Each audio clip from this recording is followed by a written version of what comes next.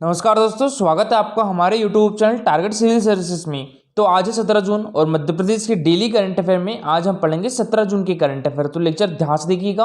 और दोस्तों, जिसने वीडियो को लाइक नहीं किया है तो लाइक और शेयर जरूर कर दीजिए। अगर आप इस चैनल पर नए हो तो सब्सक्राइब भी कर लीजिए। तो चलिए सबसे पहले डेज का रिविजन कर लेते हैं। 1 जून को हमने मनाया था वर्ल्ड मिल्क डे। 5 जून को हमारे द्वारा मनाया गया था विश्व पर्यावरण दिवस यानी वर्ल्ड एनवायरनमेंट डे। 8 जून को विश्व महासागर और विश्व मस्तिष्क ट्यूमर डे मनाया था, ठीक है। और 12 जून को विश्व बाल श्रम निषेध दिवस मनाया गया था। और 14 जून को विश्व रक्तदाता दिवस। और 15 जून को क्या मनाया था, वर्ल्ड वाइन डे। और देखिए आज है 17 जून और 17 जून को मनाया जाता है world day to combat desertification and drought. और ये डे किसके द्वारा मनाया जाता है, तो ये मनाया जाता है यूनाइटेड नेशन के द्वारा मनाया जाता है, ठीक है। और इसकी शुरुआत कब से हुई थी, तो 1994 से इसकी शुरुआत हुई थी। और देखिए यह दिन हर साल मरुस्थलीकरण और सूखे के प्रभावों से निपटने के लिए जरूरी सहयोग के बारे में लोगों में जागरूकता फैलाने के लिए मनाया जाता है।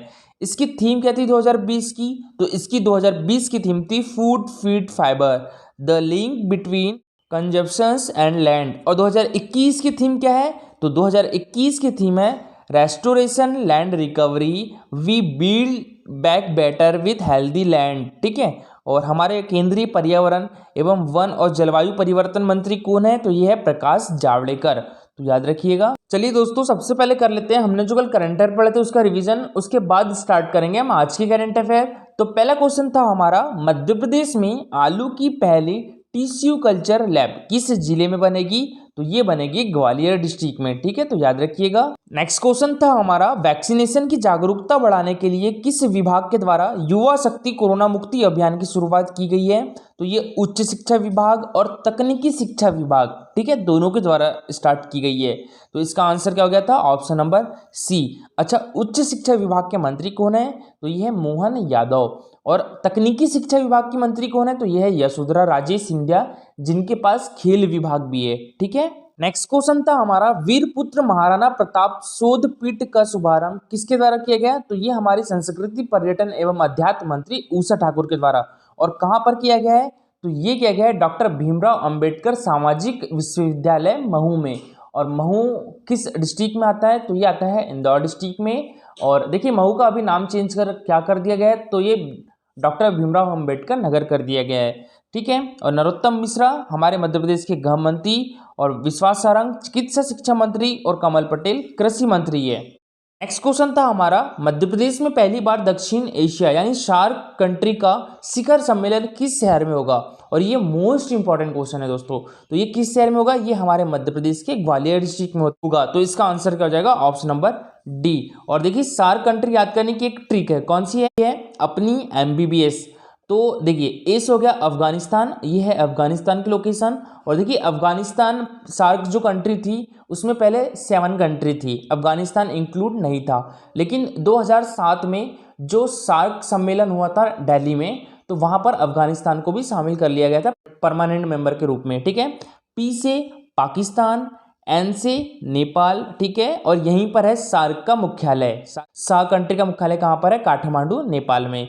आई से हमारा इंडिया, एम से मालदीव, बी से भूटान, बी से बांग्लादेश, और एस से श्रीलंका, ठीक है। और इसके अभी महासचिव कौन है, तो एसाला रुवान वेराकून है। सार्क कंट्री की स्थापना कब हुई थी, तो ये हुई थी दिसंबर 1985 ईस्वी को ढाका शिखर सम्मेलन के परिणाम स्वरूप हुई थी। और देखिए 8 परमानेंट मेंबर है इसमें और 10 ऑब्जर्वर मेंबर है। चलिए अब स्टार्ट करते हैं हम आज की करंट अफेयर। तो आज के करंट अफेयर में पहला क्वेश्चन है हमारा, रशिया की उडमार्ट यूनिवर्सिटी में आयोजित 5 माइंड गेम्स कंपटीशन में ITM यूनिवर्सिटी ग्वालियर ने कौन से स्थान प्राप्त किया है, तो देखिए ITM यूनिवर्सिटी ग्वालियर ने किया है तीसरा स्थान प्राप्त। तो इसका आंसर क्या हो जाएगा, ऑप्शन नंबर सी, तीसरा स्थान। और देखिए बात करें हम सबसे पहले ITM यूनिवर्सिटी ग्वालियर की, तो ये एक प्राइवेट यूनिवर्सिटी है। इसकी स्थापना 1997 को हुई थी, यानी 1997 को हुई थी। और इसके अभी चांसलर कौन है, तो रुचि सिंह इसकी चांसलर है। और वाइस चांसलर कौन है, तो डॉक्टर MS भास्कर इसके वाइस चांसलर है। और देखिए यहाँ बात करें हम रशिया की, तो ये है वर्ल्ड मैप, और यहाँ पर रशिया की लोकेशन दी हुई है। यहाँ पर ये है एशिया, ये है यूरोप, और यहाँ पर है Africa, south America, north America, Australia और ये हो गया अंटार्कटिका। तो देखिए जो रसिया है वो दो पार्टों में डिवाइड है, यूरोप में भी है और एशिया में भी है। तो जो यूरोप का पार्ट है उसको क्या बोला जाता है, यूरेशिया, और जो एशिया का पार्ट है उसको साइबेरिया बोला जाता है, ठीक है। और ये है हमारा प्यारा भारत। और देखिए रसिया के प्रेसिडेंट कौन है अभी, व्लादिमीर पुतिन इसके प्रेसिडेंट है। और कैपिटल क्या है रसिया की, तो मॉस्को है। और संसद का नाम क्या है, तो ड्यूमा है। जैसे हमारे देश में संसद का नाम क्या है, तो संसद ही है। जैसे आपने देखा होगा कि जापान की संसद का नाम क्या है, डायट, वैसे रसिया की संसद का नाम क्या है, ड्यूमा, ठीक है। और अमेरिका की संसद का नाम क्या है, तो ये है कांग्रेस। तो देखिए रसिया की उडमार्ट यूनिवर्सिटी में आयोजित 5 माइंड्स गेम कंपटीशन में भारत की आईटीएम यूनिवर्सिटी ग्वालियर और इराक की अल मुस्तफा यूनिवर्सिटी सहित 22 टीमों ने भाग लिया था, जिसमें आईटीएम यूनिवर्सिटी ने तीसरा स्थान प्राप्त किया। और यह गेम क्रिएटिविटी, नॉलेज और एक्साइटिंग इंटेलेक्चुअल कम्युनिकेशन के साथ ब्रेन एक्सरसाइज और स्ट्रेचिंग पर आधारित था। और इस कंपटीशन में आईटीएम यूनिवर्सिटी ग्वालियर के स्कूल ऑफ साइंस व school of science and technology के 5 विद्यार्थी आशीर्वाद कुमार, उमेश कुमार, श्रुति सिंह, कनुप्रिया सेंगर और मोहम्मद फुरकान की टीम ने भाग लिया था। और इस उपलब्धि पर यूनिवर्सिटी की चांसलर रुचि सिंह और जो यूनिवर्सिटी के vice chancellor doctor MS Bhaskar, तो इन्होंने बेहतर प्रदर्शन करने वालों को बधाई दी। तो दोस्तों याद रखिएगा रसिया की उडमार्ट यूनिवर्सिटी में आयोजित 5 माइंड्स गेम्स कंपटीशन में आईटीएम यूनिवर्सिटी ग्वालियर ने कौन सा स्थान प्राप्त किया है, तो ये तीसरा स्थान प्राप्त किया है। नेक्स्ट क्वेश्चन है हमारा, हाल ही में किस जिले की सिरेमिक आर्टिस्ट संपा शाह को पहला ज्योत्सना भट्ट सिरेमिक अवार्ड से सम्मानित किया गया है? तो ये किस जिले की है, तो ये हमारे मध्य प्रदेश की राजधानी भोपाल की है। तो इसका आंसर हो जाएगा ऑप्शन नंबर बी, और यह है संपा शाह। देखिए जो ज्योत्सना भट्ट जी है इनका जुलाई 2020 में निधन हो गया था, तो उन्हीं की यादों में ज्योत्सना भट्ट सिरेमिक अवार्ड की स्थापना की गई। और जो पहला ज्योत्सना भट्ट सिरेमिक अवार्ड है वो किसे दिया जा रहा है, ये हमारे मध्य प्रदेश की संपा शाह जो कि भोपाल में रहती है, इनको मिला है। और देखिए बात करें हम यहाँ पर सिरेमिक आर्टिस्ट ज्योत्सना भट्ट की, तो इनका जन्म कब हुआ था, 1940 में हुआ था कच्छ में, और इनका हाल ही में निधन हो गया था 2020 में। तो देखिए गैलरी आर्ट और रुबामीन फाउंडेशन वडोदरा की ओर से पहला ज्योत्सना भट्ट सिरेमिक अवार्ड भोपाल की सिरेमिक आर्टिस्ट संपा शाह को दिया जा रहा है। और संपा शाह को 3 लाख रुपए की सम्मान राशि दी जाएगी। और अवार्ड के तहत संपा मिट्टी और कुम्हारों से जुड़ी परंपराओं व कहानियों को डॉक्यूमेंट करेगी, और इसके साथ ही इन कहानियों के आधार पर वे स्कल्पचर तैयार करेगी। इसकी एग्जीबिशन अगले साल 3 मार्च 2022 को गैलरी आर्क में लगेगी। अवार्ड के तहत संपा स्टोन वेयर से अलग देश के कुम्हारों द्वारा इस्तेमाल होने वाले टेराकोटा पर काम करेगी, ताकि टेराकोटा में नए प्रयोग हो सके। तो याद रखिएगा किस जिले की सिरेमिक आर्टिस्ट संपा शाह को पहला ज्योत्सना भट्ट सिरेमिक अवार्ड से सम्मानित किया गया है, तो ये भोपाल डिस्ट्रिक्ट। नेक्स्ट क्वेश्चन है हमारा, मध्य प्रदेश के आयुष शर्मा को नेशनल ऑनलाइन चेस चैंपियनशिप में कौन सा पदक मिला है? तो इनको मिला है कांस्य पदक। तो इसका आंसर हो जाएगा ऑप्शन नंबर सी, कांस्य पदक। और देखिए ये है आयुष शर्मा और ये हमारे मध्य प्रदेश के खंडवा डिस्ट्रिक्ट से है, तो याद रखिएगा मोस्ट इंपॉर्टेंट है। तो देखिए मध्य प्रदेश के आयुष शर्मा को नेशनल ऑनलाइन चेस चैंपियनशिप में ब्रॉन्ज मेडल मिला है। और 15 साल के आयुष ने अंडर 18 आयु समूह में तीसरा स्थान प्राप्त किया है। और वे अगस्त माह में आयोजित होने जा रही वर्ल्ड चेस चैंपियनशिप के लिए भारतीय टीम में चुने गए हैं। तो याद रखिएगा मध्य प्रदेश के आयुष शर्मा को नेशनल ऑनलाइन चेस चैंपियनशिप में कौन सा पदक मिला है? तो कांस्य पदक मिला है। नेक्स्ट क्वेश्चन है हमारा, देश का पहला जिला कौन सा होगा जहां पर 550 आंगनवाड़ियों में सौर ऊर्जा का उपयोग किया जाएगा?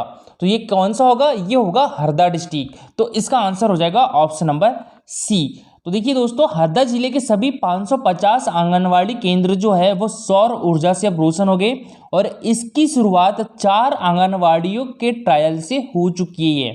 और यहाँ एक सीडी पंखा भी लगाया जाएगा, और वहीं रोशनी के लिए 10-10 वॉट के 2 एलईडी बल्ब भी लगाए जाएंगे। नो ग्रिड नो बैटरी का सोलर सिस्टम लगाने में प्रत्येक केंद्र पर कितने रुपए का खर्च आएगा? तो 7,610 रुपए का खर्च आएगा, और यह सब जन सहयोग से होगा। इसके लिए हरदा जिले में एनर्जी स्वराज फाउंडेशन, ठीक है, पिछले 3 महीनों से प्रयोग कर रहा है। तो इस फाउंडेशन का नाम याद रखिएगा। और फाउंडेशन के जो चेतन सिंह सोलंकी है, देखिए चेतन सिंह सोलंकी मध्य प्रदेश सौर ऊर्जा के ब्रांड एम्बेसडर भी है। ठीक है, तो इनका नाम याद रखिएगा, मोस्ट इंपॉर्टेंट है। तो इन्होंने बताया कि हमारा लक्ष्य हर घर से बिजली का कनेक्शन कटवा सौर ऊर्जा के उपयोग का है। तो याद रखिएगा, देश का पहला जिला कौन सा होगा जहां पर 550 आंगनवाड़ियों में सौर ऊर्जा का उपयोग किया जाएगा? तो ये हरदा डिस्ट्रिक्ट होगा। और दोस्तों कल का हमारा क्वेश्चन था, चंद्रशेखर आजाद का जन्म मध्य प्रदेश के किस डिस्ट्रिक्ट में हुआ था? तो देखिए चंद्रशेखर आजाद का जन्म मध्य प्रदेश के झाबुआ डिस्ट्रिक्ट में हुआ था। तो इसका आंसर क्या हो जाएगा? Option number C, Jhabua district. तो देखिए सभी लोगों ने बहुत अच्छा आंसर किया है, और जो सबसे अच्छा आंसर किया है वो किसके द्वारा किया गया है? एक तो रोहित विश्वकर्मा और निकिता तिवारी, दोनों ने बहुत अच्छा आंसर किया है। और देखिए इनके द्वारा बताया गया है कि चंद्रशेखर आजाद जी का जन्म 23 जुलाई 1906 को झाबुआ जिले के भाभरा नामक ग्राम में हुआ था। और देखिए अभी जो भाभरा नामक ग्राम है ये मध्य प्रदेश के अलीराजपुर डिस्ट्रिक्ट में आता है, क्योंकि झाबुआ डिस्ट्रिक्ट से अलग होकर सन 2008 में, चलिए मैं आपको मैप में बता देते हैं, झाबुआ से अलग होकर कौन सा डिस्ट्रिक्ट बना था? अलीराजपुर बना था। ठीक है, कब बना था? 2008 में। और ये मध्य प्रदेश का कौन सा डिस्ट्रिक्ट था? तो 49वां डिस्ट्रिक्ट था मध्य प्रदेश का। ठीक है, और झाबुआ मध्य प्रदेश के राजस्थान और गुजरात के साथ बॉर्डर शेयर करता है, और अलीराजपुर गुजरात और महाराष्ट्र दोनों के साथ बॉर्डर शेयर करता है। ठीक है, और यहाँ पर हम बात करें, ये मध्य प्रदेश का 49वां डिस्ट्रिक्ट था अलीराजपुर। तो मध्य प्रदेश का 50वां डिस्ट्रिक्ट कौन सा था? तो ये सिंगरौली था। और ये भी कब बना था? तो ये 2008 में सीधी से अलग होकर बना था। ठीक है, और ये हो गया मध्य प्रदेश का 50वां डिस्ट्रिक्ट। कौन सी स्टेट के साथ बॉर्डर शेयर करता है? तो उत्तर प्रदेश और छत्तीसगढ़ के साथ बॉर्डर शेयर करता है। फिर इसके बाद आते हैं हम, मध्य प्रदेश का 51वां डिस्ट्रिक्ट कौन सा था? तो ये आगर मालवा था, जो कि कब बना था? तो ये 2013 में बना था। किससे अलग होकर बना था? तो ये शाजापुर से अलग होकर बना था। ठीक है, फिर आते हैं हम निवाड़ी पे, ये मध्य प्रदेश का 52वां डिस्ट्रिक्ट था। ये कब बना था? तो 2018 में बना था। किससे अलग होकर बना था? तो ये टीकमगढ़ डिस्ट्रिक्ट से अलग होकर बना था। ठीक है, तो इतनी चीजें याद रखिएगा। देखिए इनके पिताजी का नाम था पंडित सीताराम तिवारी। झाबुआ डिस्ट्रिक्ट के बारे में कुछ इन्फॉर्मेशन दी है कि यह जनजाति बाहुल्य जिला है, और मेघनगर औद्योगिक केंद्र झाबुआ जिले में स्थित है। भारत का प्रथम आदिवासी शोध संचार केंद्र भी कहाँ पर है? तो ये झाबुआ जिले में है। और मध्य प्रदेश का पहला खेल आदिवासी विद्यालय पटेलावाद झाबुआ में स्थित है। और जो प्रसिद्ध भगोरिया हाट मेला भी कहाँ पर होता है? तो ये झाबुआ जिले में होता है। देखिए पद्मश्री से सम्मानित भूरीबाई भी किस डिस्ट्रिक्ट की है? तो ये झाबुआ डिस्ट्रिक्ट की है। ठीक है, और झाबुआ जिले में ही माही किस्म की मक्का का सर्वाधिक उत्पादन होता है। बहुत अच्छा आंसर दिया है इन्होंने। और दोस्तों आज के लिए आपका क्वेश्चन है, मध्य प्रदेश राज्य निर्वाचन आयोग में निम्न में से कौन आयुक्त नहीं रहा है? ये MPPSC 2019 में पूछा जा चुका है। तो पूरी डिटेल में आंसर दीजिएगा, मोस्ट इंपॉर्टेंट है, क्योंकि आयोग से तो जितने भी क्वेश्चंस बनेंगे मोस्ट इंपॉर्टेंट है। ठीक है, और दोस्तों ये हमारा टेलीग्राम चैनल है। अगर आपको हमारे वीडियो के प्रॉपर नोटिफिकेशन चाहिए तो आप हमारा टेलीग्राम चैनल ज्वाइन कर सकते हो। और ये हमारा इंस्टाग्राम चैनल है, आपको दोनों की लिंक हमारे वीडियो के डिस्क्रिप्शन बॉक्स में मिल जाएगी। दोस्तों यहाँ पर अगर आपको लेक्चर अच्छा लगा हो तो लाइक और शेयर जरूर करिएगा। अगर आप इस चैनल पर नए हो तो सब्सक्राइब भी कर लीजिए। Thank you so much for watching this video.